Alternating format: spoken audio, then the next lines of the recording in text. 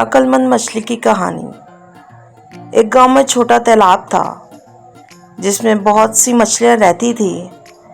एक मछली जिसका रंग नीला था, उसकी वजह से उसका नाम नीली मछली पड़ गया। नीली मछली बहुत अक्लमंद थी।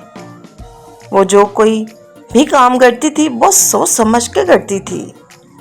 एक दिन उस तालाब के पास दो मछेरे आए और एक मछेर ने कहा, ओए सुन, देखो तो कितनी सारी मछलियां हैं। कल हम आएंगे और इन सब मछलियों को पकड़ लेंगे। ये बात नीली मछली ने सुन ली। वो जाकर दूसरी मछलियों को सुनाने लगी। दूसरी मछलियां नीली मछली पर हंसने लगी, हा हा हा हा, और कहने लगी कि अगर तुम्हें जाना है तो जाओ, हम सब यहीं रुकेंगे। उसी रात अक्लमंद मछली तालाब छोड़कर छोटी झील के जरिए नदी में चली गई।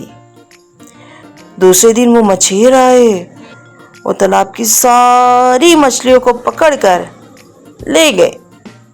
अक्लमंद मछली की बात ना सुनकर मछलियों को पछतावा हुआ और इस तरह से अक्लमंद मछली बच गई। तो बच्चों, हमें इस कहानी से ये सबक मिलता है कि अक्लमंदी से काम लेना चाहिए। Thank you. Please like my video and subscribe my YouTube channel.